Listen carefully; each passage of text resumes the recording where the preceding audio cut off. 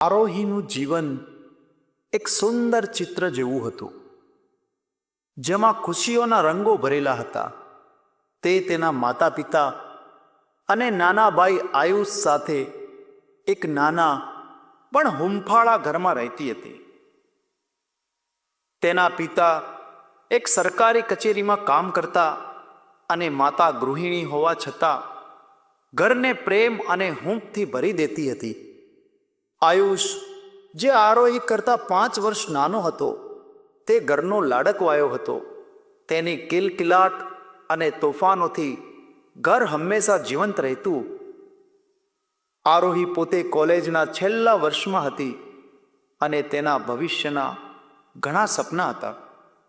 તે એક લેખિકા બનવા માંગતી હતી અને શબ્દો દ્વારા લોકોના હૃદયને સ્પર્શવા માંગતી હતી.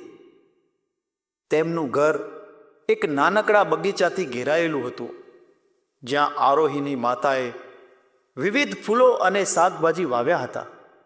સવારના સમયે પક્ષીઓનો કલરવ અને ફૂલોની સુગંધ વાતાવરણને તાજગીથી ભરી દેતી.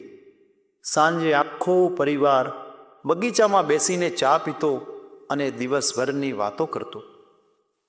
આરોહીને યાદ હતું કે કેવી રીતે તેના પિતા તેને વાર્તાઓ કહેતા અને આયુષ તેમની ગોદમાં સૂઈ જતો. તે ક્ષણો તેના માટે અમૂલ્ય હતી, જીવનની સૌથી સુંદર યાદો. પરંતુ જીવન ક્યારેક અણધારી રીતે વળાંક લે છે. એક સામાન્ય શનિવારની બપોર હતી. આરોહી કોલેજથી પાછી ફરી રહી હતી અને તેના રૂમમાં બેસીને પરીક્ષાની તૈયારી કરી રહી હતી. તેના માતા પિતા અને આયુષ એક પારિવારિક કાર્યક્રમમાં ભાગ લેવા માટે નજીકના ગામડે ગયા હતા અને સાંજે તેમને પાછા ફરવાનું હતું. આરોહીએ તેમને સવારે જ વિદાય આપી હતી અને તેની માતાએ તેને પ્રેમથી માથે હાથ ફેરવીને કહ્યું હતું, બેટા, ધ્યાન રાખજે, અમે રાત સુધીમાં પાછા આવી જઈશું. સાંજ ઢળી રહી હતી. આકાશમાં ઘેરા વાદળો છવાઈ રહ્યા હતા અને દૂરથી ગાજવીજ સંભળાતી હતી. આરોહીએ ટીવી ચાલુ કર્યું, પરંતુ તેનું મન ક્યાંય લાગતું ન હતું. તેને વારંવાર ફોન કરીને પૂછવાનું મન થતું હતું કે તેઓ ક્યાં પહોંચ્યા. રાતના 8 વાગ્યા, 9 વાગ્યા, 10 વાગ્યા, પણ કોઈ આવ્યું નહીં. આરોહીના પેટમાં ફાળ પડવા માંડી. તેને ફોન લગાવ્યો, પણ કોઈનો જવાબ ન મળ્યો. તેનો જીવ તાળવે ચોંટી ગયો. અડધી રાતે દરવાજા પર જોરથી ખખડાવવાનો અવાજ આવ્યો. આરોહીના હૃદયના ધબકારા વધી ગયા. તેને ધીમેથી દરવાજો ખોલ્યો. સામે પોલીસ અધિકારીઓ ઊભા હતા. તેમના ચહેરા પર ગંભીરતા છવાયેલી હતી. આરોહી કશું સમજે તે પહેલા એક અધિકારીએ ધીમા અને દુઃખભર્યા અવાજે કહ્યું, આરોહી બેન, અમને ખેદ છે કે તમને આ ખરાબ સમાચાર આપવા પડી રહ્યા છે. તમારા માતા પિતા અને ભાઈ, જે વાહનમાં તેઓ મુસાફરી કરી રહ્યા હતા, તેનો એક ગંભીર અકસ્માત થયો છે. કોઈ બચ્યું નથી. આરોહીના પગ નીચેથી જાણે જમીન સરકી ગઈ. શબ્દો તેના કાનમાં પડઘાતા રહ્યા, પણ તેનો મગજ તેમને સ્વીકારવા માટે તૈયાર ન હતો. ના, ના, આ સાચું નથી, તે ગણગણી. તેની આંખોમાં આંસુ સુકાઈ ગયા હતા. તે પથ્થરની મૂર્તિની જેમ ત્યાં જ ઊભી રહી. પોલીસે તેને સાંત્વના આપવાનો પ્રયાસ કર્યો, પણ તેના માટે દુનિયા અંધકારમય બની ગઈ હતી. ત્યાર પછીના થોડા દિવસો ધુમ્મસ જેવા હતા. સંબંધીઓ આવ્યા, શોક વ્યક્ત કર્યો અને પછી ધીમે ધીમે પાછા ફરવા લાગ્યા. આરોહી એકલી પડી ગઈ. તેનું ઘર, જે ક્યારેક હાસ્ય અને પ્રેમથી ભરેલું હતું, તે હવે એક ખાલી પડઘાતું સ્મશાન બની ગયું હતું.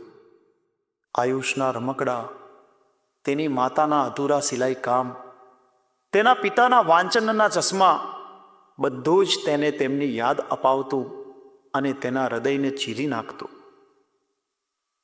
તે ઘણા દિવસો સુધી પોતાના રૂમમાંથી બહાર ન નીકળી. ભૂખ, તરસ, ઊંઘ બધું જ તેના માટે અર્થહીન બની ગયું હતું. તેને લાગતું હતું કે તેનું જીવન પણ તે અકસ્માતમાં સમાપ્ત થઈ ગયું છે. એક સાંજે જ્યારે તે પોતાના રૂમમાં અંધારામાં બેઠી હતી, ત્યારે દરવાજા પર ધીમો ટકોરો પડ્યો. તે તેની પાડોશી સુમન કાકી હતા. સુમન કાકી એક વૃદ્ધ અને દયાળુ સ્ત્રી હતા, જેમણે આરોહીને નાનપણથી મોટી થતી જોઈ હતી. તેઓ દરરોજ આરોહી માટે જમવાનું લાવતા, પણ આરોહી ક્યારેય ખાતી ન હતી. બેટા, કેટલો સમય આમ રહીશ?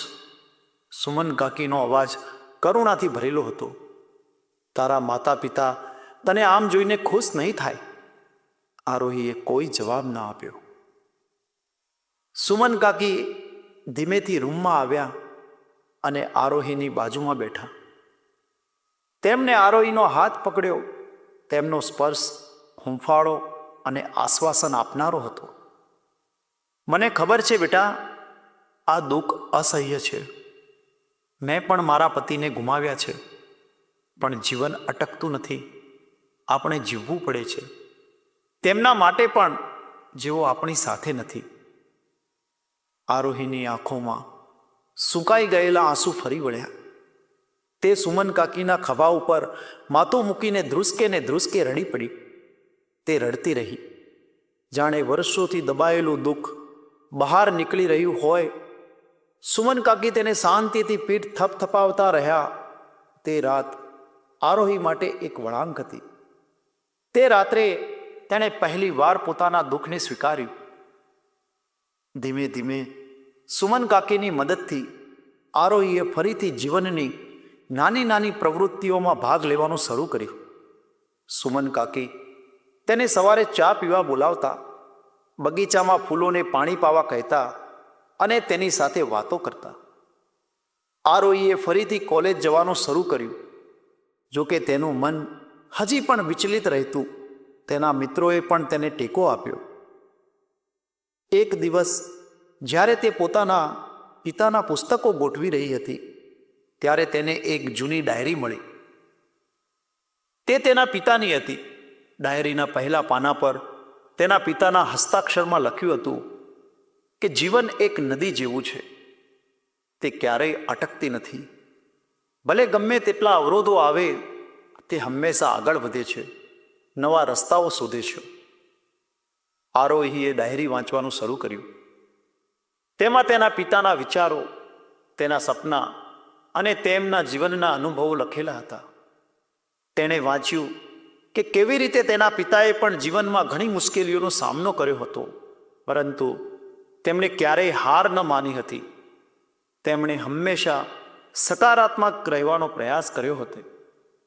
ડાયરીના છેલ્લા પાના પર તેના પિતાએ આરોહી માટે એક સંદેશ લખ્યો હતો. મારી પ્રિય આરોહી, મને ખબર છે કે તું એક દિવસ એક મહાન લેખિકા બનીશ. તારા શબ્દોમાં જાદુ છે. ક્યારેય હિંમત હારીશ નહીં. જીવનમાં ગમે તેટલી મુશ્કેલીઓ આવે, પણ યાદ રાખજે કે તારામાં તેમને પાર કરવાની શક્તિ છે. તારું જીવન તારી વાર્તા છે અને તું જ તેની લેખિકા છે. તેને સુંદર બનાવજે. આ સંદેશ વાંચીને આરોહીની આંખોમાં આંસુ આવી ગયા.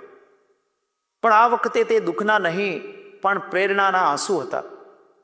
તેને લાગ્યું કે તેના પિતા હજી પણ તેની સાથે છે, તેને માર્ગદર્શન આપી રહ્યા છે.